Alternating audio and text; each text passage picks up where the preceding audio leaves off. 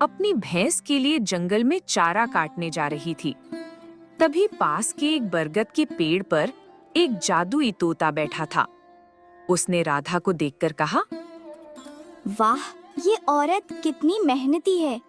मैं कई सालों से देख रहा हूँ। ये हर सुबह जंगल आती है और अपने भैंस के लिए ताज़ा चारा काट कर ले जाती है। लेकिन एक भैंस कितना ही दूध दे, उससे तो बस इनके घर की खीर ही बनती होगी। फिर ये बेचते क्या होंगे? मैं एक जादुई तोता हूँ, क्यों ना मैं गाय बनकर इनके घर चला जाऊँ। मेरे दूध को बेचकर ये अपनी जिंदगी आराम से जी सकेंगे। हाँ, ये ठीक रहेगा। ये औरत बहुत दयालु और नेक दिल भी लगती है। इतना कहकर तोता पेड़ से उतरा और एक सुनहरी चमक के साथ एक खूबसूरत गाय में बदल गया।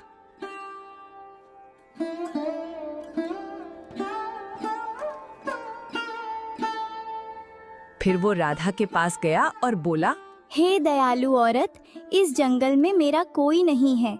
मैं अकेली हूँ। क्या तुम मुझे अपने घर ले चलोगी?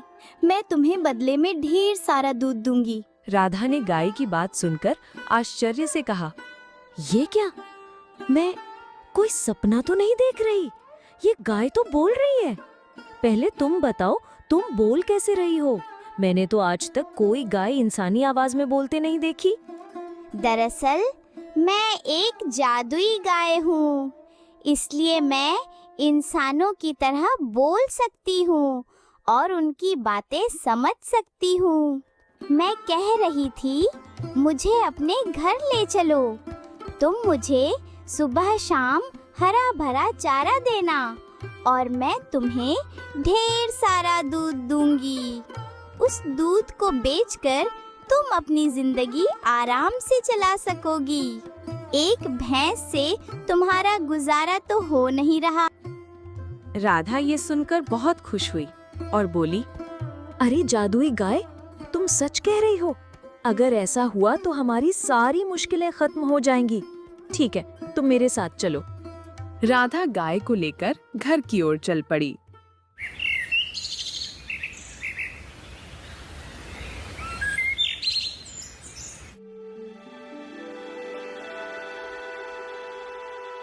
थोड़ी देर बाद राधा गाय के साथ घर पहुंची तो उसके पति मोहन ने आश्चर्य से पूछा, अरे राधा, तुम तो भैंस के लिए चारा काटने गई थी, फिर ये गाय कहाँ से ले आई तुम? मोहन, मैंने इसे कहीं से पकड़ा नहीं। ये मुझे जंगल में मिली। इसे बस थोड़ा सा चारा देना है और ये बदले में ढेर सारा दूध देगी। एक भैंस से हमारा गुजारा नहीं हो रहा था। अब इस गाय का दूध बेचकर हम अच्छे से जी सकेंगे। राधा, तुम सच कह रही हो। फिर तो तुमने बहुत अच्छा किया। हम आज से इस गाय का अच्छे से ध्यान रखेंगे। उस दिन से दोनों रोज जंगल से गाय के लिए हरा भरा चारा लाने लगे। दिन बीतते गए।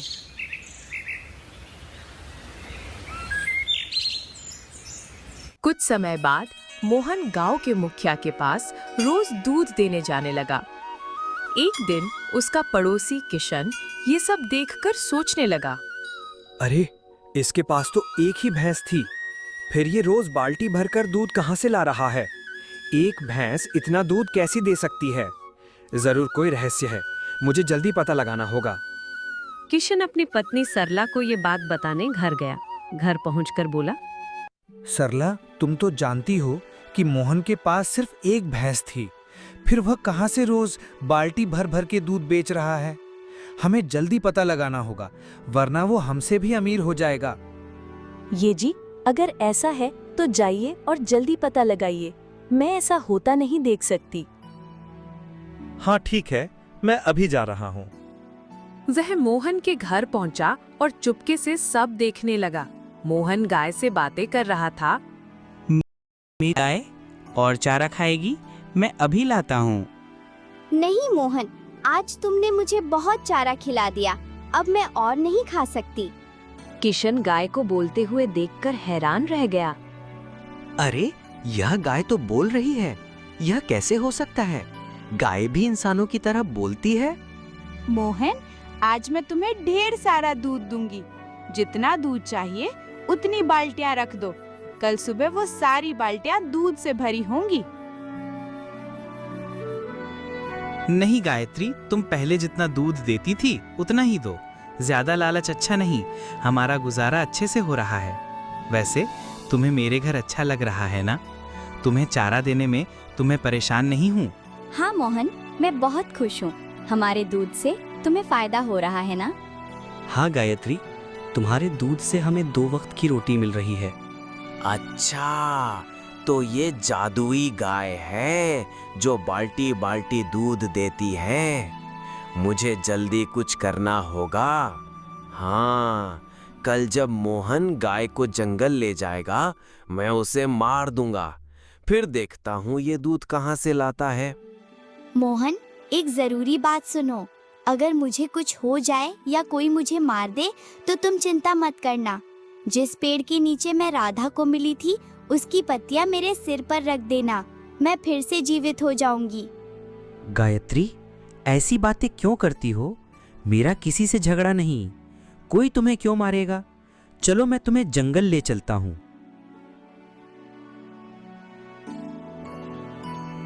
राधा, मैं गायत्री को जंगल ले जा रहा हूँ। अगर देर हो जाए तो चिंता मत करना। ठीक है, लेकिन जंगल में सावधान रहना, वहाँ जंगली जानवर होते हैं।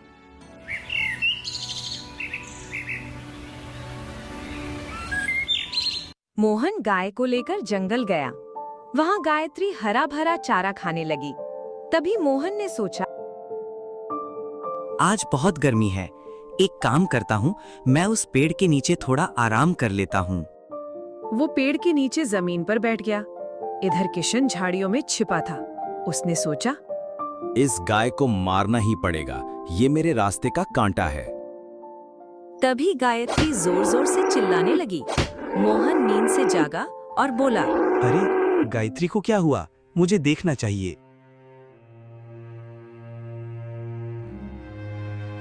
वह गाय के पास पहुंचा और देखकर स्तब्ध रह गया।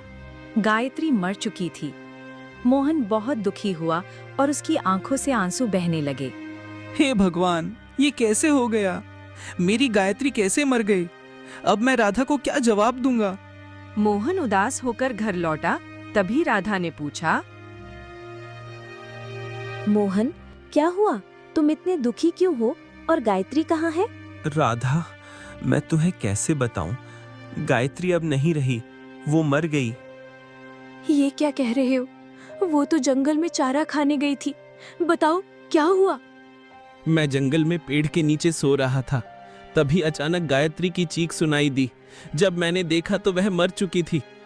ये कैसे हो गया? वो गाय हमारी कमाई का एकमात्र सहारा थी। अब हम क्या करेंगे? राधा, चिंता मत करो, मुझे गायत्री का रहस्य पता है। मैं जंगल से पत्तियां लाता हूँ। ठीक है, लेकिन सावधानी से जाना। मोहन जंगल गया।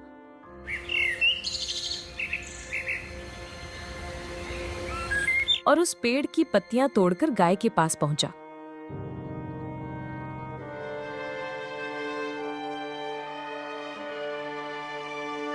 उसने पत्तियां गाय के सिर पर रखीं। तभी एक तेज रोशनी के साथ गायत्री जीवित हो गई।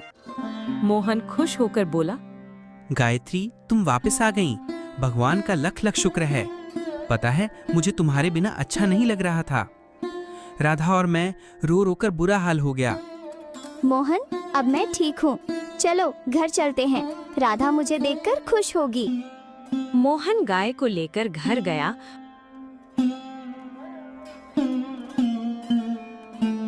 और राधा को सब कुछ बताया। राधा खुशी होकर बोली, गायत्री, पता है तुम्हारे बिना हम परेशान हो गए थे। राधा, अब चिंता मत करो, मैं फिर से लौट आई ना। मुझे अब प्यार से सुरभि कहकर बुलाना।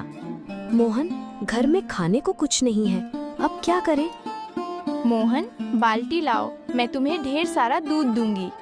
सुरभि, पहले जितना दूध देती थी उतना ही दो, वो हमारे लिए काफी है।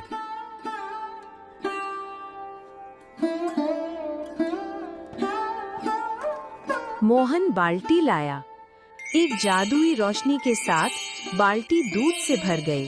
राधा बोली, वाह सुरभि, तुम्हारा दूध तो बहुत गाढ़ा है, लेकिन अभी हमारे पास चारा नहीं है। कोई बात नहीं, हमारे पास अमरूद का पेड़ है, उसकी पत्तियां लाओ, वही खा लूंगी। तभी किशन पीछे से आया और ये सब देखकर हैरान हो गया। मैंने तो इस गाय को मार दिया था, फिर ये कैसे जीवित हो गई? मुझे फिर से कुछ करना होगा। राधा, मैं मुखिया के पास दूध देने जा रहा हूँ। अगर देर हो जाए तो चिंता मत करना। ठीक है, लेकिन थोड़ा जल्दी लौटना। मोहन जंगल के रास्ते मुखिया के घर गया। रास्ते में उसने एक बूढ़ी औरत को कुटिया के सामने रोते देखा। अरे अम्मा, आप रास्ते में बैठकर क्यों रो रही हैं? बेटा, मुझे 2 दिन से भूख लगी है, कुछ खाने को मिल जाए तो अच्छा होता। खाने के लिए कुछ तो नहीं है, लेकिन मेरे पास दूध है, आप इसे पी लो। बेटा, तुमने मेरी जान बचा ली। मेरे बेटे बहू मुझे छोड़कर चले गए। मोहन ने दूध का कुछ हिस्सा बूढ़ी माँ को दिया और बाकी लेकर मुखिया के पास गया।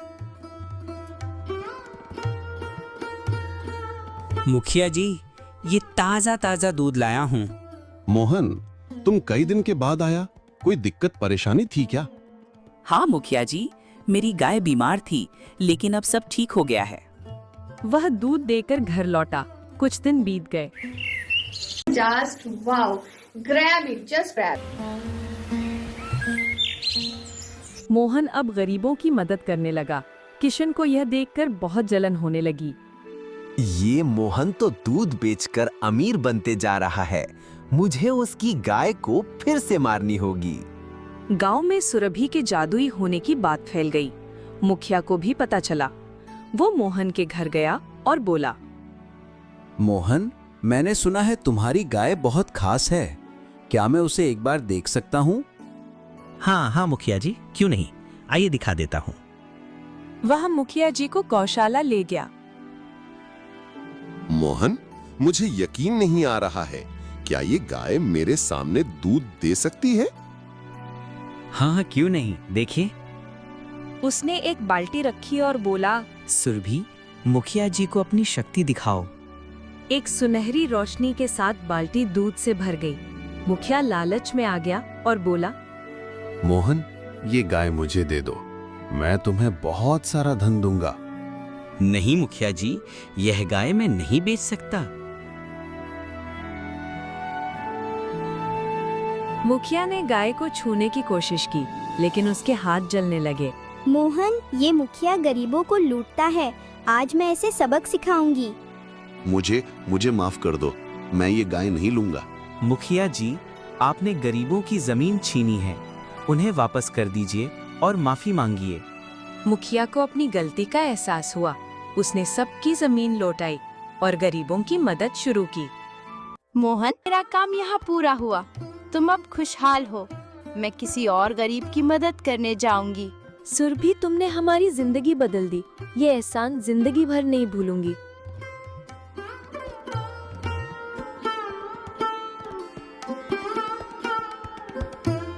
सुरभि चली गई और मोहन और राधा खुशी खुशी रहने लगे।